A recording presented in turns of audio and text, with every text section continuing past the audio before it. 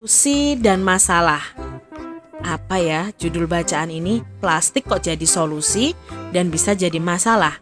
Ayo kita baca bersama-sama adik-adik. Perhatikan benda-benda yang ada di rumahmu. Sebutkan benda-benda yang terbuat dari plastik. Ternyata sangat banyak alat rumah tangga yang terbuat dari plastik adik-adik. Mulai dari ember, gayung, sampai sendok sayur. Kantong kemasan dan botol air minum juga terbuat dari plastik. Sekarang ini banyak sekali benda berbahan dasar plastik. Mengapa ya adik-adik ya? Ya karena plastik itu murah dan tahan lama. Bahan dari plastik tidak dapat menyerap air atau tidak tembus air. Plastik pun mudah dibentuk dan ringan adik-adik. Oleh karena itu, plastik itu dapat dibuat menjadi berbagai benda. Plastik memberikan banyak manfaat untuk manusia. Akan tetapi, plastik itu juga menimbulkan masalah adik-adik. Plastik itu membutuhkan waktu yang sangat lama untuk terurai secara alami. Sekitar puluhan bahkan ratusan tahun dibutuhkan untuk menguraikan plastik ini secara alami.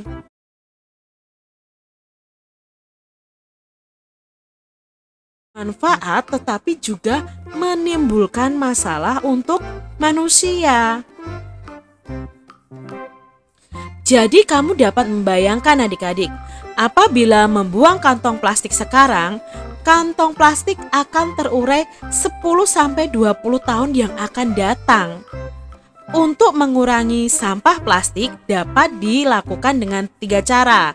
Cara tersebut yaitu reduce atau mengurangi, reuse menggunakan kembali, dan recycle itu mendaur ulang. Nah, atau biasanya kita sebut dengan 3R atau 3M. Nah, adik-adik ya, kita pelajari satu persatu. Nah, sekarang reduce adalah mengurangi penggunaan plastik. Contohnya, ketika berbelanja, sebaiknya kita membawa tas belanja sendiri, sehingga tidak perlu menggunakan kantong plastik. Nah, saat ini sedang digalakkan untuk berbelanja di supermarket atau di mall itu tidak boleh memakai plastik adik-adik. Jadi kita membawa kantong belanja sendiri. Lalu berikutnya ada reuse. Nah, ini adalah memanfaatkan kembali sampah plastik.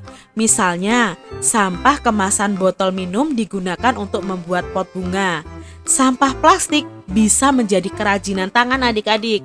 Nah, di sini ada sendal, ada topi, lalu ada tas dari sampah plastik adik-adik.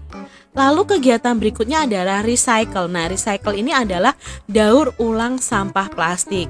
Biasanya ini dilakukan di pabrik. Sampah plastik diolah menjadi barang baru yang dapat dimanfaatkan lagi. Kamu dapat membantu proses daur ulang dengan mengumpulkan dan mengelompokkan sampah plastik. Sampah plastik tidak boleh dicampur dengan sampah lainnya. Berikan sampah plastik itu kepada pemulung atau petugas kebersihan. Merekalah yang akan membawanya ke pabrik daur ulang sampah. Mbak amati, boleh di sekolah kalian, boleh di lingkungan rumah kalian masing-masing. Bermusyawarahlah bersama teman-temanmu adik-adik. Musyawarah tentang cara mengurangi sampah plastik di sekolah. Nah, kalau di sekolah Kak Citra saat ini sudah banyak mengurangi sampah plastik. Anak-anak harus membawa bekal makanan itu menggunakan tempat makan mereka. Lalu bekal minumannya ditaruh di tempat minum mereka masing-masing. Itu salah satu cara untuk mengurangi sampah plastik. Nah, di sini ada kata musyawarah. Apa itu musyawarah? Nah, kita pelajari bersama-sama adik-adik. Musyawarah itu pembicaraan bersama untuk mencapai kesepakatan. Kesepakatan itu sendiri adalah keputusan yang disetujui bersama-sama. Nah, kesepakatan itu bisa disebut juga dengan mufakat. Ya, mufakat itu keputusan yang disetujui bersama-sama juga. Keputusan yang sudah disepakati harus dilaksanakan oleh seluruh peserta musyawarah dengan tanggung jawab dan harus diterima dengan senang hati. Melaksanakan musyawarah ini sesuai dengan sila keempat adik-adik, yaitu kerakyatan yang dipimpin oleh hikmat kebijaksanaan dalam permusyawaratan perwakilan. Musyawarah itu sangat bermanfaat loh adik-adik. Nah, apa manfaatnya? Mempererat persaudaraan, memecahkan masalah secara bersama-sama, menghindarkan pertengkaran, menumbuhkan kerjasama. Nah, di sini Kak Citra punya contoh gambarnya, yaitu musyawarah memilih ketua kelas. Nah, apakah adik-adik pernah bermusyawarah dengan teman-teman kalian? Pastinya pernah kan? Nah, sikap kita dalam musyawarah. Kita harus mempunyai sikap-sikap ini adik-adik saat bermusyawarah.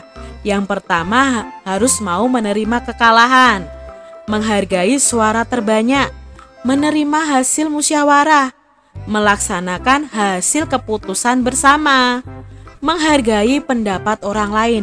Ketika orang lain sedang menyampaikan pendapat, ya kita mendengarkannya adik-adik. Mampu mengendalikan diri, sopan saat mengikuti musyawarah, dan tidak meninggalkan tempat sebelum rapat atau musyawarah selesai. Ini sikap-sikap yang harus kita miliki saat kita bermusyawarah.